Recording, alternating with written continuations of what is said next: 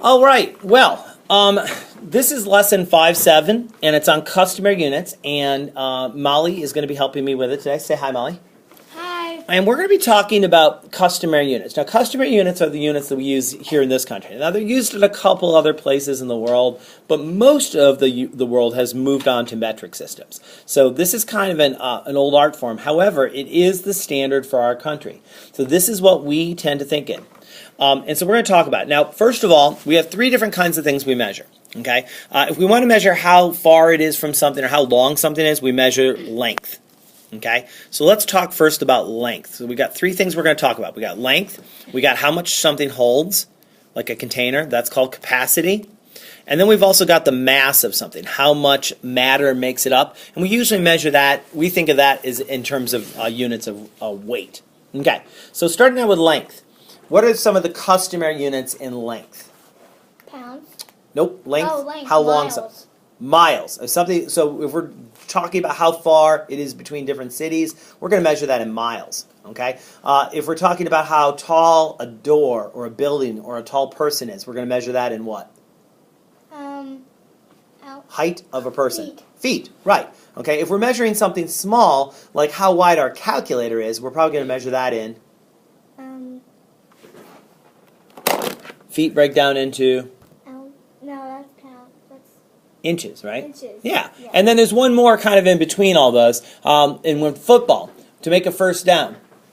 Yards. Yeah, we measure in yards. So lengths of fields, long distances, not miles, but things that are pretty long, like the length of the school or a parking lot, we're going to measure in yards. So those are length units. Okay, what about, let's skip down to mass. Mass are pretty easy. Okay, so mass we've got three. So if it's small, we're going to measure something really light in ounces. Okay, something that's heavier, like a person, we're going to measure in pounds. And something really heavy, like an 18-wheeler or a big pallet of bricks, we're going to measure in tons, or a big ship.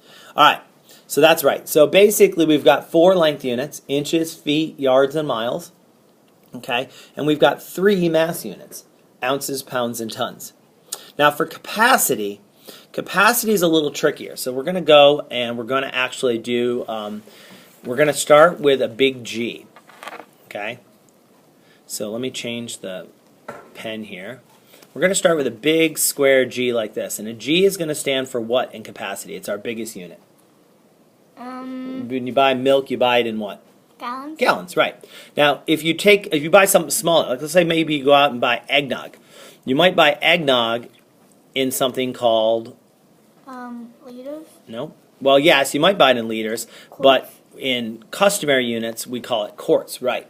All right. Now, the quarts might break down into something even smaller. Like if you buy heavy whipping cream to bake with, you might actually buy a pint of something. A pint basically looks like those milk containers that we have at lunch, except it's a little bit taller.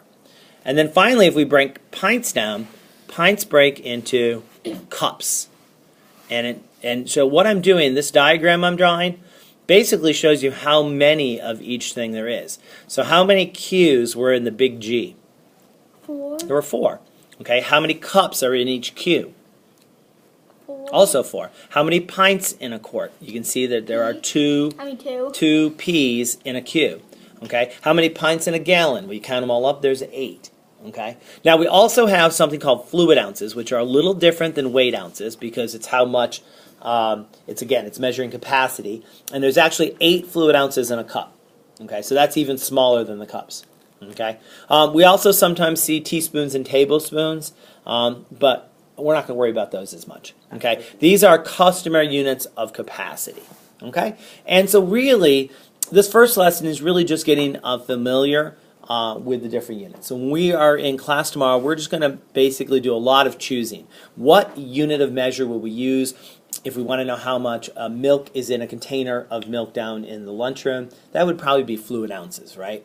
But if we measured how much water we need to put in the base of our Christmas tree stand, we'd probably measure that in pints or quarts. Okay? How much water do you need to water all the plants in your house? Well, if you've got lots of plants like I do, you probably would measure it at least in quarts or maybe even gallons. especially right now because I've got a whole bunch of poinsettias all over my house. If you're somebody that has mostly artificial plants and you've got like one orchid, you might be able to measure in ounces or cups the amount of water you need to water all your plants. So, yeah, cactuses probably don't need very much water. Yeah, I've got Will Medley kind of helping out a little bit too today. So that's it, guys. That's really all there is to the customary system. Really, we just need to get familiar. And I do want to back up for just to plant a seed here. When we're talking about length, there is one thing that you probably need to memorize. Most of these you're going to be pretty familiar with, but you do need to memorize that there are 5,280 what in a mile? That would be feet. Okay, and that's kind of a hard measurement, so that's something you want to start memorizing because tomorrow's lesson we are actually going to be doing conversions of these units. So 5,280. Another one you might want to memorize is mass. There are 16 ounces in a pound, and there's 2,000 pounds in a ton.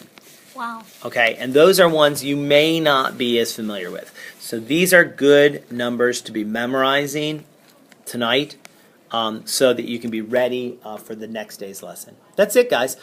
So customary units, think about the different units, maybe review these a little bit so when you come into class tomorrow you can answer questions, especially about this next slide here, about how many cups are in pints and quarts and things like that. Although we're not going to do a whole lot of how many, the number part will come more in the next lesson.